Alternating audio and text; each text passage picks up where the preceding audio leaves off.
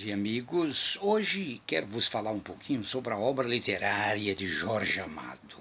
Jorge Amado, grande escritor baiano, nasceu em 1912, em 10 de agosto. Agosto era o mês de Jorge Amado, porque também faleceu em 2001, no mesmo mês de agosto, no dia 6 de agosto, e escreveu 49 livros ao todo, tendo obtido em 1984, pelo conjunto da sua obra, o Prêmio Camões. Bem, eu não vou ter a ilusão, nem quero iludir os meus leitores, aqui esse meu comentário é de um leitor para outro leitor. Eu sou um leitor comum, não sou nenhum especialista com mestrado e doutorado em letras, pelo contrário, sou apenas graduado em ciências econômicas, cinema e direito. Sou professor de direito constitucional há 40 anos e faço esses comentários mais no sentido de ressaltar a possibilidade de que um leitor possa influenciar outro leitor. Estes aqui são livros que eu possuo, e não possuo a obra completa ainda, de Jorge Amado. Esses os que eu li, e naturalmente vou comentar mais sobre um deles, o mais recente, este aqui, Farda e Fardão, Camisola de Dormir. Camisola de Dormir. Bem, mas a obra de 49 livros do Jorge Amado consta de, e eu vou fazer uma referência rápida aos títulos dos seus livros, em função não de uma cronologia, porque estarei me referindo a datas distintas em que ele os publicou. Por exemplo, ele publicou Capitães de Areia em 1937, Gabriela Cravo e Canela no 58, Dona Flor e seus dois maridos em 66. Estes são livros que foram adaptados muitas vezes para o cinema, foi objeto de transcrição para algumas séries televisivas, são títulos muito conhecidos de todo o público brasileiro. Tieta do Agreste, por exemplo, em 77, não só a TV Globo, como o Carlos Diegues adaptou. Dona Flor e seus dois maridos foi adaptado por Bruno Barreto, chegou nos anos 70 a obter 10 milhões de espectadores, o que é uma coisa extraordinária para o cinema novo brasileiro. Gabriela Cravo e Canela, não só a TV Globo, como posteriormente até o próprio Marcello Mastroianni, o grande ator italiano, interpretou o Nassif numa adaptação cinematográfica. Outros livros de Jorge Amado: Terras do Sem Fim, do 43, Teresa Batista Cansada de Guerra, de 72, O Sumiço da Santa, em 88, Jubiabá, de 1935, Mar Morto, no 36, A Morte e a Morte de Quincas Berro d'Água, este recentemente adaptado para o cinema, inclusive por uma neta do grande escritor baiano, Velhos Marinheiros, 1961, O Gato Malhado e a Andorinha Sinhá, em 76, O País do Carnaval, seu livro de estreia, seu romance de 1931.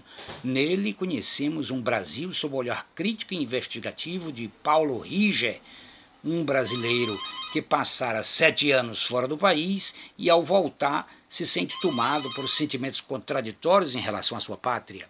Uma temática bastante atual, porque do jeito que o Brasil anda tão conturbado, qualquer brasileiro que passasse alguns anos no exterior e aqui retornasse, encontraria um país muito modificado, cheio de contradições. Outro livro interessante dele é Tucaia Grande, A Face Obscura, publicado em 1984, A Descoberta da América, em 1994, Seara Vermelha, do 46, Os Subterrâneos da Liberdade, do 54, Os Pastores da Noite, em 64, São Jorge de Ilhéus, publicado em 1944, Cacau, em 1933, Farda, Fardão e Camisola de Dormir, esse que será objeto do meu comentário aqui e agora, pois publicado em 1979. O Cavaleiro da Esperança, uma editoria biográfica do Carlos Prestes, ABC de Castro Alves, outro livro biográfico sobre o Castro Alves, Suor, de 1934, A Bahia de Todos os Santos, 1945, A Bola e o Goleiro, O Compadre de Ogum, O Mundo da Paz, 1951, A Estrada do Mar, um livro de poesia que Jorge Amado publicou em 1938, portanto, no princípio, exerceu não só a sua pena a favor dos romances, da ficção, como da poesia, do teatro. O Menino Grapiúna, de 1981, são memórias. A Hora da Guerra, de 2008, é um conjunto de crônicas. Os Ásperos Tempos, de 1963, A Luz do Túnel, de 1963 também, A Tenda dos Milagres, As Mortes e o Triunfo de Rosalinda, O Milagre dos Pássaros, em 97, A Descoberta da América pelos Turcos, já fiz uma referência, O Milagre dos Pássaros, de 97, é uma fábula, naturalmente. A Navegação de Cabotagem, que é um livro de memórias, publicado em 92. O Amor do Soldado, de 1947, é uma peça teatral.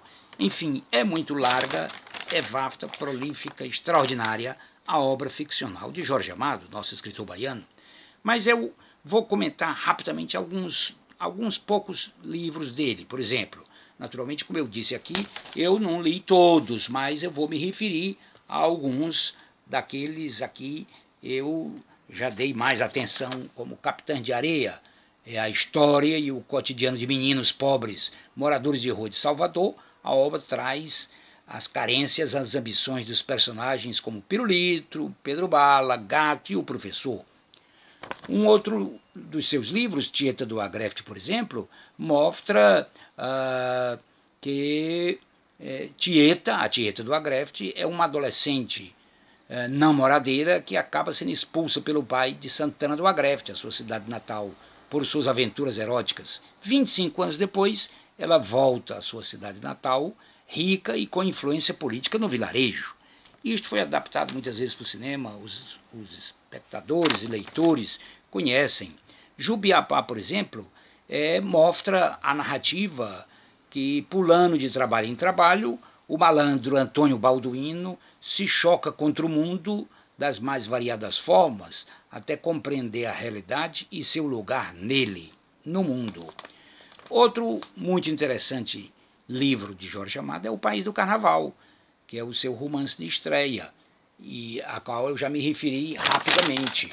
Outro livro muito interessante dele é A Bola e o Goleiro. A bola fura redes e a mais disputada por todos os grandes jogadores. Já o goleiro cerca frangos, olha como os títulos são curiosos. O goleiro cerca frangos é considerado a vergonha da profissão. Quando os dois se encontram, algo inesperado acontece. É muito curiosa a narrativa, a ficção de Jorge Amado.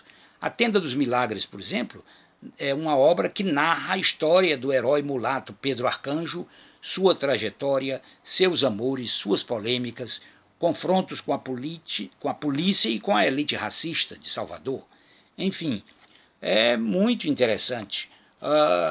O Milagre dos Pássaros é um livro do 97, mas As Mortes e o Triunfo de Rosalinda é um livro cujo contexto narrativo se apoia no depoimento verbal do assassino e da amante da Rosalinda, onde o protagonista expõe as suas peripécias sexuais diante de um interlocutor que muda a toda hora, indo de um militar a um desembargador.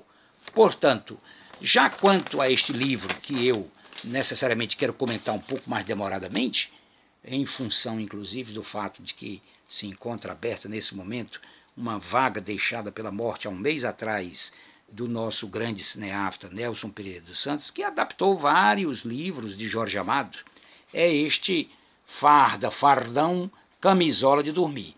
Este livro, na verdade, trata dessa disputa, de uma disputa que teria ocorrido no ano de 1940. Ele publicou em 79, mas ele descreve o que teria ocorrido em 1940, de junho até janeiro de 41, onde se faz nos 2 primeiros meses a candidatura, após decorrido o nojo do acadêmico falecido. O acadêmico é exatamente na primeira linha do livro.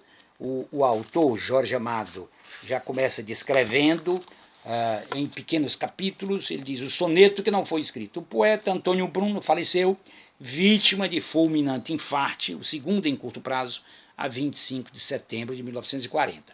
E aí, a manhã luminosa, a atmosfera límpida e temperatura amena trouxeram-lhe à memória outra manhã assim, diáfana, entrando pela claraboia, iluminando o estúdio parisiense, envolvendo rósea e transparente camisola o corpo nu da mulher adormecida.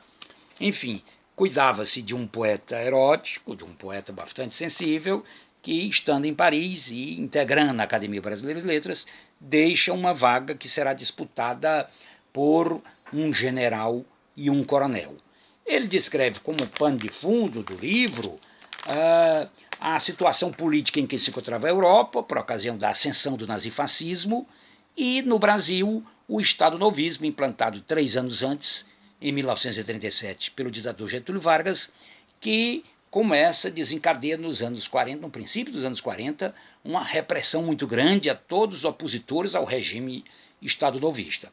Ele descreve, portanto, que o coronel encarregado das torturas e das perseguições políticas aos opositores do regime do Estado Novo, no Rio de Janeiro, houver escrito alguns pequenos livros, coisa de pouca monta, mas um dos candidatos, um desembargador que sonhava em ir para o Supremo Tribunal Federal, lança o nome dele e tenta captar o voto dos seus colegas, confrades da academia.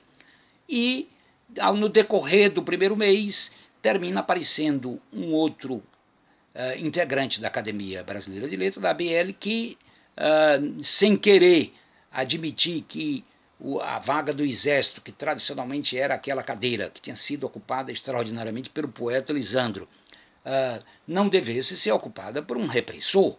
E então sugere um general que era desejoso de se candidatar à Academia Fluminense de Letras e que transfere, portanto, da Academia Fluminense a sua candidatura para a própria ABL. E então começa a disputa entre o coronel e o general. Na descrição, não quero dar muito spoiler, mas na descrição acentuada do livro, a proporção que Jorge Amado descreve as memórias da evolução vital do poeta Lisandro que deixara a vaga, ele descreve do Antônio Brum, naturalmente, com todo envolvido com artistas e moçoilas eróticas e outras mais, que leva ao teatro, inclusive uma peça da sua autoria, lá no Teatro do Rio de Janeiro e em Salvador da Bahia. Ele descreve a evolução dos diversos conflitos internos entre os diversos acadêmicos, por uma ou por outra candidatura.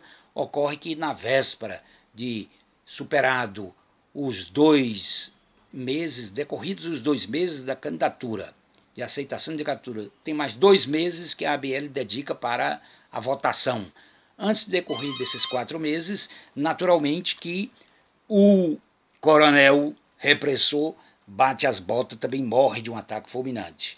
Ficando só o general que, se supondo uma candidatura única, sem possibilidade de concorrência, começa a frequentar a ABL com muita assiduidade e todo enlevado, cheio de soberba, já supondo que estava dentro. Então se desencadeia um movimento entre os acadêmicos para votar em branco, de formas que ele não teria necessariamente a metade mais um dos votos que é exigido o quórum natural de alguém que ingressa na academia. Ora,